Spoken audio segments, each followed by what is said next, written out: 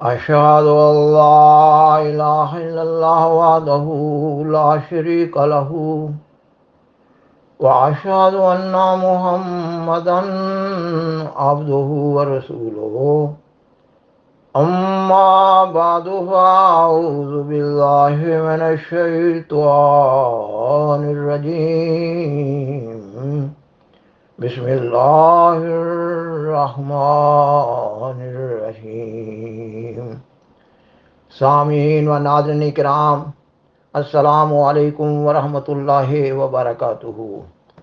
اس programme میں سیدنا حضرت مرزا غلام احمد علیہ السلام کے دعوی امام مہدی و مسیح موعود سے قبل آپ علیہ السلام کے عقیدہ حیات مسیح علیہ السلام اور دعویٰ کے بعد اپنے آپ کو مسیح موعود قرار دیے جانے پر بظاہر واقع ہونے والے باہم مذمومہ تضاد کے بارے میں بات کی جا رہی ہے۔ گزشتہ پروگرام میں آپ علیہ السلام کی کتاب فتح اسلام کا تعارف پیش کیا گیا ہے۔ یہ کہ اللہ تعالیٰ نے 1890 عیسوی کے آخر میں آپ علیہ السلام پر بذریعہ الہام انکشاف فرمایا کہ مسیح ابن مریم رسول اللہ فوت ہو چکا ہے اور اس کے رنگ میں ہو کر وعدہ کے موافق تو آیا ہے۔ آپ علیہ السلام نے اس الہی انکشاف پر 1890 عیسوی کے آخر میں کتاب فتح اسلام لکھی، جو 1891 عیسوی کے آغاز میں شائع ہوئی۔ گویا یہ وہ کتاب ہے جس کے ذریعہ آپ علیہ السلام نے اپنا دعوی مہدویت اور مسیحیت پہلی دفعہ پیش فرمایا ہے۔ آپ علیہ السلام بیان فرماتے ہیں، مسیح جو آنے والا تھا یہی ہے، چاہو تو قبول کرو۔ آپ علیہ السلام کے اس دعویٰ پر یہ اعتراض کیا جاتا ہے کہ آپ علیہ السلام نے اس دعویٰ سے قبل اپنی پہلی کتاب براہین احمدیہ میں حضرت مسیح عیسیٰ بن مریم علیہ السلام کو دوبارہ اس دنیا میں آنے کا ذکر کیا ہے، اور آپ علیہ السلام اپنی پہلی کتاب براہین احمدیہ کی تصنیف کے تقریباً 7 سال بعد اپنی ایک دوسری کتاب فتح اسلام میں الہام الہی کی بنیاد پر اپنے آپ کو مسیح موعود قرار دے رہے ہیں۔ آپ علیہ السلام کی دونوں عبارتوں میں واضح رنگ میں باہم تضاد واقع ہوتا نظر آ رہا ہے۔ معترضین اپنے اعتراض میں زور پیدا کرنے کے لیے یہ کہہ رہے ہوتے ہیں کہ آپ علیہ السلام نے اپنی کتاب براہین احمدیہ کے بارے میں یہ دعویٰ کیا ہے کہ یہ الہامی کتاب ہے، اور یہ کہ سیدنا حضرت محمد صلی اللہ علیہ وسلم نے اس کتاب کے بارے میں اپنی خوشنودی کا اظہار فرمایا ہے۔ مذکورہ بالا دونوں کتابوں کی مذکورہ عبارتوں میں باہم مذمومہ تضاد سے آپ علیہ السلام کی صداقت کو مشکوک کرنے کی کوشش کی جاتی ہے۔ سامعین و ناظرین کرام، آپ علیہ السلام نے اپنی کتاب براہین احمدیہ کو کلی طور پر الہامی قرار نہ دیا ہے۔ یہ ٹھیک ہے کہ آپ علیہ السلام نے اس کتاب میں اپنے کئی ایک الہامات لکھے ہیں، اور براہین احمدیہ کا بنیادی مضمون اس کتاب کے ٹائٹل پیج پر یہ بیان کیا گیا ہے کہ یہ کتاب قرآن مجید کی حقانیت اور سیدنا حضرت محمد صلی اللہ علیہ وسلم کی صداقت کے ثبوت میں لکھی جا رہی ہے۔ یہ وہ زمانہ تھا جب اسلام اور بانی اسلام سیدنا حضرت محمد صلی اللہ علیہ وسلم کی صداقت کو مشکوک کیا جا رہا تھا۔ ان حالات میں آپ علیہ السلام نے یہ کتاب 1880 عیسوی تا 1884 عیسوی کے عرصہ میں لکھی اور شائع کی۔ اس کتاب میں آپ علیہ السلام نے اپنے ایک روحانی کشف کا ذکر فرمایا ہے۔ آپ علیہ السلام کتاب براہین احمدیہ روحانی خزائن جلد اول صفحہ 275 پر لکھتے ہیں، جب یہ ضعیف اپنی عمر کے پہلے حصہ میں ہنوز تحصیل علم میں مشغول تھا، جناب خاتم الانبیاء صلی اللہ علیہ وسلم کو خواب میں دیکھا، اور اس وقت اس عاجز کے ہاتھ میں ایک دینی کتاب تھی کہ جو خود اس عاجز کی تالیف معلوم ہوتی تھی۔ حضرت صلی اللہ علیہ وسلم نے اس کتاب کو دیکھ کر عربی زبان میں پوچھا کہ تو نے اس کتاب کا کیا نام رکھا ہے؟ خاکسار نے عرض کیا کہ اس کا نام میں نے قطبی رکھا ہے۔ جس نام کی تعبیر اب اس اشتہاری کتاب کے تالیف ہونے پر یہ کھلی کہ وہ ایسی کتاب ہے جو کتب ستارہ کی طرح غیر متزلزل اور مستحکم ہے، جس کے کامل استحکام کو پیش کر کے 10,000 روپیہ کا اشتہار دیا گیا ہے، اور آپ علیہ السلام اپنی اس معجز نما کتاب کے بارے میں براہین احمدیہ روحانی خزائن جلد اول کے صفحہ 134 پر لکھتے ہیں کہ کتاب براہین احمدیہ کہ جس میں 300 مضبوط دلیل سے حقیقت اسلام ثابت کی گئی ہے اور ہر ایک مخالف کے عقائد باطلہ کا ایسا استحصال کیا گیا ہے کہ گویا اس مذہب کو ذبح کیا گیا کہ پھر زندہ نہیں ہوگا۔ آپ علیہ السلام کی مذکورہ بیان فرمودہ عبارت سے بخوبی یہ معلوم ہو رہا ہے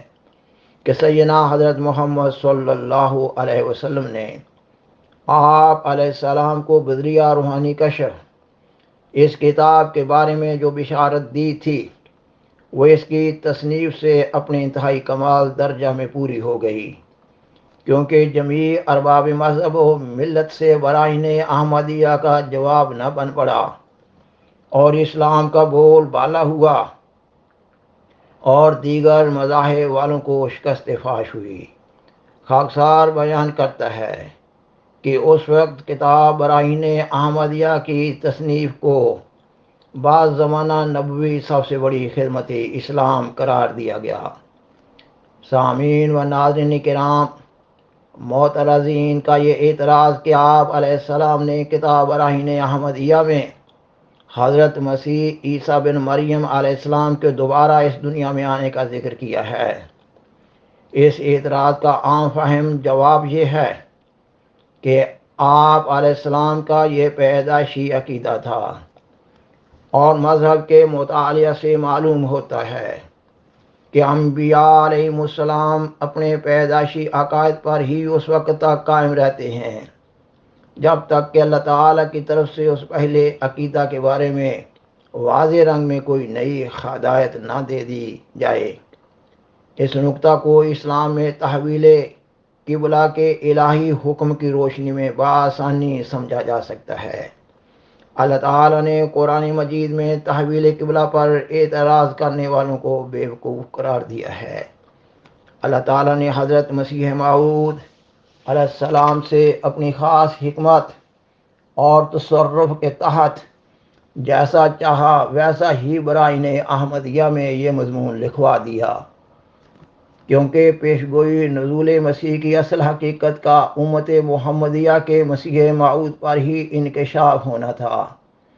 اس لیے کہ پیشگوئی کی حقیقت عند الوقوع ظاہر ہوتی ہے۔ سیدنا حضرت مسیح موعود علیہ السلام نے اپنی کئی کتب میں اس اعتراض کا مدلل جواب دیا ہے۔ مثلاً آپ علیہ السلام اپنی کتاب کشتی نوح روحانی خزائن جلد 19 صفحہ 50 پر لکھتے ہیں، اے عزیزو، غور کرو اور خدا سے ڈرو، ہرگز یہ انسان کا فعل نہیں، یہ باریک اور دقیق حکمتیں انسان کے فہم اور قیاس سے بالاتر ہیں۔ اگر براہین احمدیہ کی تصنیف کے وقت جس پر ایک زمانہ گزر گیا مجھے اس منصوبہ کا خیال ہوتا تو میں اسی براہین احمدیہ میں یہ کیوں لکھتا کہ عیسیٰ مسیح ابن مریم آسمان سے دوبارہ آئے گا، سو چونکہ خدا جانتا تھا کہ اس نقطہ پر علم ہونے سے یہ دلیل ضعیف ہو جائے گی، خدا نے براہین احمدیہ کے وقت میں اس سر خفی کی مجھے خبر نہ دی، حالانکہ وہ سب خدا کی وحی جو اس راز پر مشتمل تھی میرے پر نازل ہوئی اور براہین میں درج ہوئی، مگر مجھے اس کے معنوں اور اس ترتیب پر اطلاع نہ دی گئی۔ اسی واسطے میں نے مسلمانوں کا رسمی عقیدہ براہین احمدیہ میں لکھ دیا تا میری سادگی اور عدم بناوٹ پر گواہ ہو۔ وہ لکھنا جو الہامی نہ تھا، محض رسمی تھا، مخالفوں کے لیے قابل استناد نہیں، کیونکہ مجھے خود بخود غیب کا دعویٰ نہیں جب تک کہ خود خدا تعالیٰ مجھے نہ سمجھاوے۔ سو اس وقت حکمت الہی کا یہی تقاضا تھا کہ براہین احمدیہ کے بعد الہامی اسرار میری سمجھ میں نہ آتے، مگر جب وقت آ گیا تو وہ اسرار مجھے سمجھائے گئے۔ تب میں نے معلوم کیا کہ میرے اس دعویٰ مسیح موعود ہونے میں کوئی نئی بات نہیں، یہ وہی دعویٰ ہے جو براہین احمدیہ میں بار بار بتصریح لکھا گیا ہے۔ آپ علیہ السلام براہین احمدیہ کے زیر نظر مضمون میں اپنے آپ کو مسیح مسیح قرار دیتے ہوئے بیان فرماتے ہیں۔